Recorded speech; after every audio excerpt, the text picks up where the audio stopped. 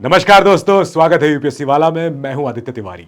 इस समय पे डिलिमिटेशन कमीशन, पार्लियामेंट का स्पेशल सेशन, वहां पे नारी शक्ति वंदन अधिनियम बिल, ये सब पारित हो रहे हैं और इसके अराउंड खूब सारे डिबेट्स, खूब सारी चर्चाएं हम न्यूज में, मीडिया में सुन रहे हैं, देख रहे हैं। नाउ इन सब से काफी कुछ आप लोग सीख ही चुके होंगे कि डिलिमिटेशन मतलब होता है कि एक ऐसे बाउंड्री खींचना कि हमारे नए एमपीज आने हैं, लोकसभा हमारी बढ़ जाएगी और एमपीज और एमएलए हो जाएंगे।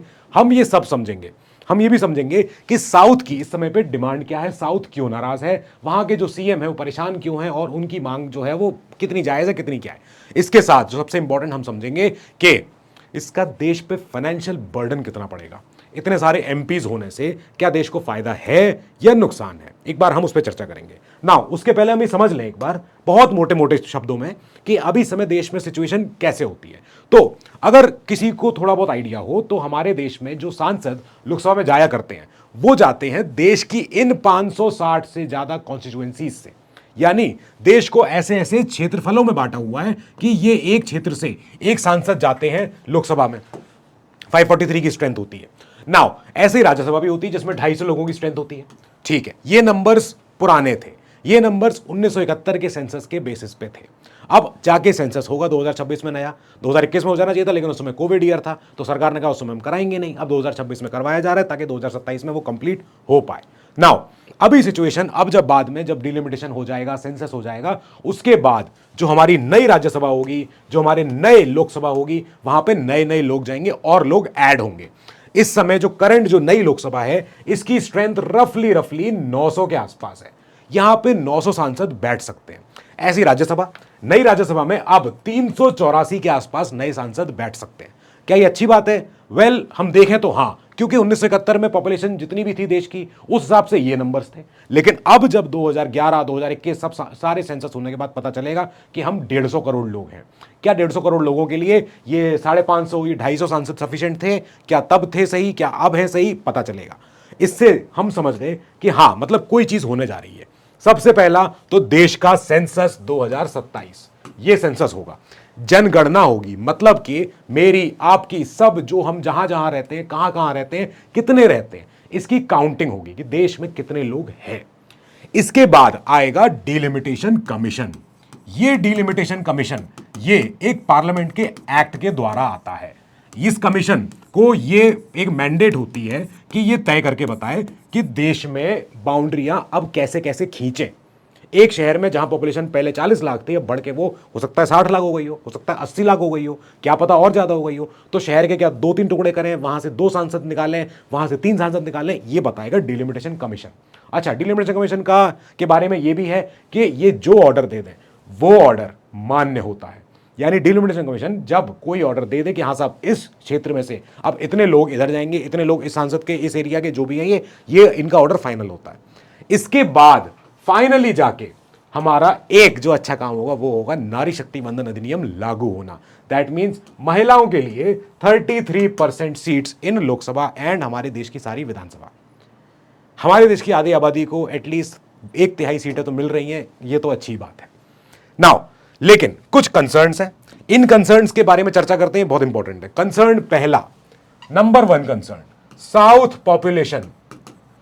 सदर्न स्टेट्स का कहना है, चाहे केरला हो, चाहे आंध्रा हो, चाहे कोई और हो, चाहे कोई स्टेट हो, कर्नाटका हो, इन स्टेट का कहना है कि हमने पिछले 40 सालों में, सन 1980 से 1990 से हमने पॉपुलेशन को कंट्रोल किया है। जब हमारी पॉपुलेशन अब कम हो गई और यूपी, बिहार, एमपी, राजस्थान, दिल्ली, हरियाणा, पंजाब, यहां पॉपुलेशन एक्सप्लोड हुई है, तो हम तो हार गए। हम तो रेस में ही हार गए पहले ही। हम तो जब पॉपुलेशन कंट्रोल किए, हम तो अच्छा काम किए, हमको अच्छा काम करने की सजा मिल गई। ये पहला कंसर्न है। दूसरा कंसर्न जो कुछ लोगों को शायद ना पता हो, उसे हम कहते हैं जेरीमैंडरिंग। मान लीजिए ये एक क्षेत्रफल है, इस क्षेत्रफल में से कुछ लोगों का चुनाव करना है, लेकिन अभी अगर आप देखेंगे तो आपको दिख रहा होगा कि हां बी जीत रहा है, बी 4 जगह पर है, बिल्कुल। लेकिन अगर मैं इस क्षेत्रफल को ऐसे डिवाइड करूं कि इसमें से 2 क्षेत्र निकल जाएं तो कैसा हो? अगर मैंने ऐसे डिवाइड कर दिया, मान के चलिए, तो बी बी ए, इस एरिया में से ए जीत गया और इधर इस एरिया में से सी जीत गया। इसे भी हम कहते हैं जेरीमैंडरिंग। मतलब कि बाउंड्रियों को ऐसे कर देना कि बाउंड्रियां बिगड़ जाएं और जीतता हुआ आदमी हार जाए। ये चीज यूएस में बहुत ज्यादा होती थी, बहुत ज्यादा होती भी अभी भी। तो इसे हम कहते हैं बाउंड्री को ऐसे खींचना कि एक व्यक्ति जो पहले से जीत रहा था वो अब हार जाएगा। ये आप देख लीजिए एक बार फिर से। नाउ ये तो हो गया एक कंसर्न, कि एक कंसर्न तो ये है कि हाँ साहब नॉर्थ की पॉपुलेशन बढ़ गई, साउथ की घट गई, तो साउथ वालों को दिक्कत है। दूसरी चीज ये कि बाउंड्री ऐसे खींचे कि कोई जना जीते कोई जना हारे, ये कैसे डिसाइड होगा। अब हम ये भी बात करते हैं इन सबसे ज्यादा इन सारे एमपीज एमएलएज होने के बाद नुकसान क्या है, फायदा क्या है। एक अगर हम सीटीसी निकालें, कॉस्ट टू कंपनी जो होती है प्राइवेट सेक्टर में, अगर हम ऐसे कॉस्ट ऑफ एक्सचेकर निकालें, हम एक एमपी, एक खाली एक सांसद की बात हो रही है, एक विधायक की नहीं बात हो रही है, अगर एक सांसद है तो उस सांसद को कितना कितना खर्चा लगता है उस सांसदी के ऊपर। एक सांसद के लिए होती है एमपी लैड स्कीम, यानी कि अपने वो क्षेत्र में 5 करोड़ रुपए हर साल वो लगा सकता है, सरकार देगी उसे, यानी देश का हमारा संसद देता है हर सांसद को 5 करोड़ रुपए पर साल कि आप जाइए अपने लोकल एरिया में डेवलपमेंट कीजिए। इसे कहते हैं एमपी लैड स्कीम। पहली बात तो ये। दूसरी चीज ये, कई बार सांसदों के लिए हाउसिंग चाहिए होती है, कई बार उनके लिए ऑफिस चाहिए होता है, कई बार उनके लिए सेक्रेटेरिएट चाहिए होता है, फिर इसके अलावा उन्हें कुछ भी और फैसिलिटी चाहिए होती है। उनकी अपनी खुद की सैलरी 2.5 लाख रुपए के आसपास अप्रोक्सीमेशन है, उनके स्टाफ, उनका खर्चा, फिर कुछ हिडन कॉस्ट होती है। एक सांसद कभी ट्रैवल करता है, एक सांसद की कभी मेडिकल कॉस्ट हो जाती है, कुछ भी हो सकता है, ट्रैवल, मेडिकल, ये सारी cost of course etcetera etcetera. फिर आती है सबसे लास्ट टेल, जो रेकरिंग कॉस्ट है। ये कॉस्ट बहुत लंबी चलती है। पेंशन, एक बार सांसदी जीतने के बाद आपको जीवन भर पेंशन मिलती है हर महीने, और अगर आप नहीं रहेंगे तो आपके स्पाउस को मिलेगी, आपके धर्मपत्नी या आपके धर्मपति को एक बार पेंशन मिलेगी, जरूर मिलेगी। तो ये तो पेंशन हो गई। अब ये एक सांसद की बात हो रही है यहां पे, मैंने अभी भी किसी भी विधायक की बात नहीं करी है, अभी ये खाली खाली एक सांसदी की बात हो रही है। विधायकी, हर स्टेट में अपने अपने विधायक होते हैं, इन सब के लिए भी ऐसे ही पर्क्स होते हैं, ऐसे इनकी प्रिविलेजेस होती हैं।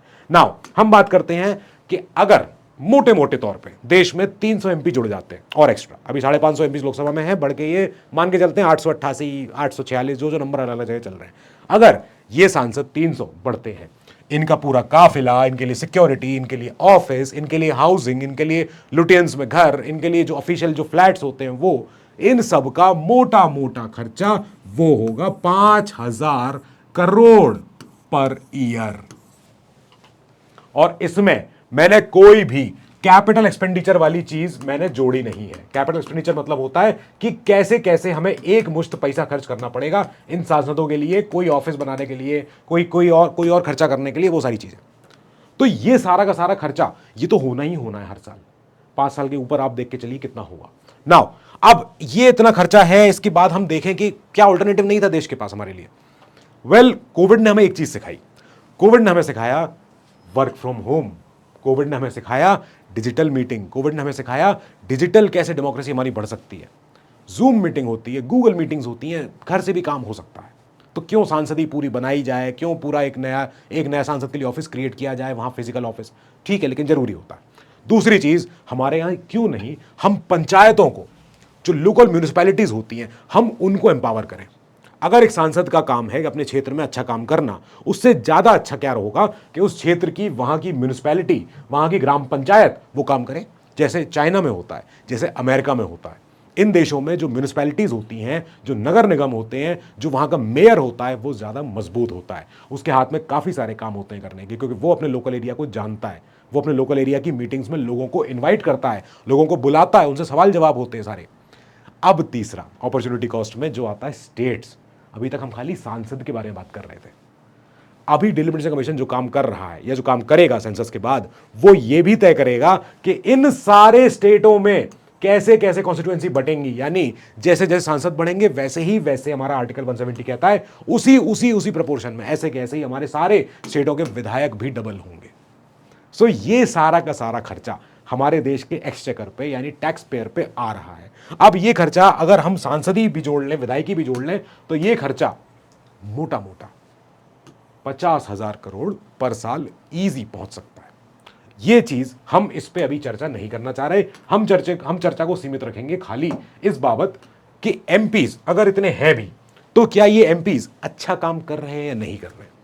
एमपीज का काम अच्छा या बुरा परखने का सबसे सही पैमाना होता है उनका ट्रैक रिकॉर्ड देखना, उनकी अटेंडेंस देखना कि वो लोकसभा में गए कितने दिन, लोकसभा में बोले कितने दिन, क्या बोले उस दिन, और जब वो बोले तो उसके बाद उन्होंने क्या कोई काम कराया अपने क्षेत्र में, अपने एरिया में, क्या उन्होंने जो उन्हें स्कीम में के तहत पैसा मिला है 5 करोड़ रुपए हर साल, उन्होंने कितने पैसे को अभी तक उन्होंने स्पेंड किया है अपने एरिया में, ये इंपॉर्टेंट है। इसके अलावा हमारे देश के संसद का जो इकलौता एक सबसे अहम काम है वो है डिस्कशन, वो है डिबेट्स, वो है सारे के सारे बिल्स पे सारे जो विधेयक होते हैं इन पे चर्चा करना।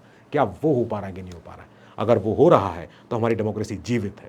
अगर हमारा पार्लियामेंट अपना सजग रूप से अपना रोल निभा रहा है तो फिर हमारी डेमोक्रेसी जीवित है, और फिर एमपीज चाहे 800 हो, चाहे 1200 हो, चाहे 1500 हो, वाजिब है। लेकिन पार्लियामेंटेरियंस अगर अपना काम नहीं कर रहे हैं देन क्या ही